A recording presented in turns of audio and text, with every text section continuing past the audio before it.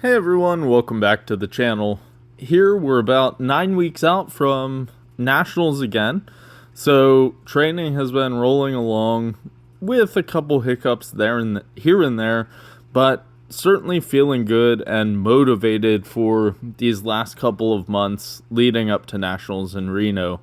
So if you've been following along, you know that we're just coming off of a deload week last week, kind of resting up. I was feeling a little beaten up from some heavy squatting. Squats have been moving really well, and then deadlifts have been moving all right, and bench has been the trouble child, which we'll certainly get to here later in this episode. So to start the week, sticking with the safety bar pause squats, this was 595 pounds for 4 sets of 4. Overall, I would say these were solid pauses, feeling really strong. Not a whole lot to say here other than, I'm excited with where squat's going. And then we bumped up on snatch grip RDLs as well.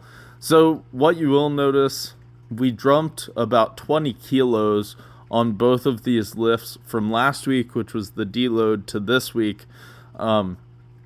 Kind of just getting right back into the heavier lifts. So I would imagine that'll continue as we are getting down to crunch time with Nationals. But at the same time, more and more emphasis is going to go on day 4, as that's my competition kind of SBD day. But coming out of day 1, I'm feeling pretty good.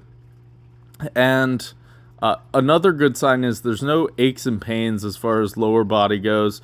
The only thing I'll say is this week my back was a little fatigued, but I certainly took the time to work through it throughout the week before I went in to do my heavier stuff. Now, on to bench. So I've been dealing with a little bit of bicep, I would call it fatigue, maybe a tweak. It's not full on pain, but it's this stretching sensation at the bottom of my bench press. So this week kind of made the executive decision to kind of skip out on bench pressing. I am going to release a video showing what exercise that I put in place of bench press to kind of keep that neural pattern going and try and keep as much momentum as I can while I'm not able to bench press. But kind of in lieu of that, I also did some heavy tricep work. So as you can see here, I hit the cable tricep extensions. I hit some JM presses with the easy curl long bar. So, even though I can't bench, it's important to be flexible and still focus on what I can. That way, whenever I get back to benching, I'm not too far in a deficit. And that's something I want to kind of convey to you all, is don't be afraid if something's starting to make you nervous to take a step back, because I'd rather take a week off from benching or 2 and then still be able to come back for this meet rather than push it too far, tear something, and then have no bench at all for this competition. Now, as you saw there, that was just a quick clip from day 3, my tempo deadlifts. That was probably the most fatigued I felt all week, which is kind of peculiar because usually I feel more fatigued on day 1 than I do on day 3, because day 1 comes off of the last day of the week before. But I was certainly feeling just kind of tired and fatigued for day 3 on those tempo deadlifts. But the good news is the weights are low enough that it didn't make much of a difference.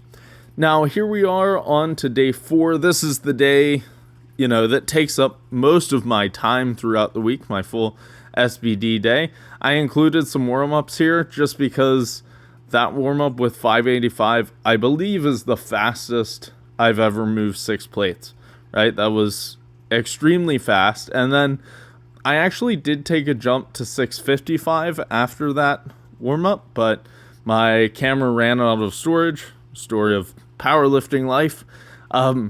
So here is 695, which is my final warm-up before my top set of 735. So overall, I'm very happy with how this moved. Squat is the lift that is moving fantastic right now, and I really have my eyes set on that 804-pound squat come March. I think if I can just keep everything rolling and stay injury-free, that 800 plus pounds is certainly there. And as you'll see with this 735-pound squat, I think there's a chance that if I loaded up 800 pounds on this day, that I could have done it, because this moves very much like an opener. And, you know, this is about 735 is about the opener that I will need to be able to hit it, because that would be 335-ish kilograms. And then I would jump to 350 on my second, and then I would do 365 on my third, which would be 804. But, you know, we have to keep taking what's there. I'm going to keep pushing the calories in to get as strong as I can, and I certainly think we're on a good trajectory. So, yeah. And something else I would like to mention, you know, even looking a year back, a 700-pound squat, I would have to get hyped up for that. But at this point, it's a weekly occurrence, you know, and we're getting well into the sevens every single week with no problem. So certainly a promising spot to be in here about 9 weeks out. And then I also had 2 back down singles at 655 pounds. So this is one of those.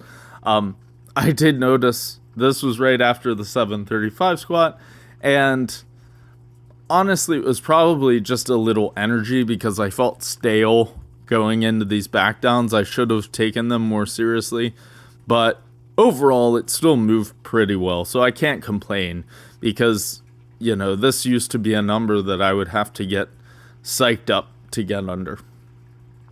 And then finally, so I did tell you I took the week off from benching, but I did do some tricep work and some other bench accessories that I will have coming out on a video probably tomorrow or the next day. So keep an eye out for that. But we closed down the week of training with 4 sets of 1 with 665 pounds.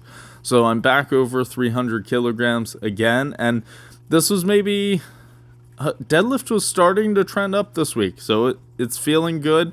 I was able to trust my bicep enough to use the over-under grip. I stayed away from the straps, which is exactly where I want to be, and it's a great way to close off the week.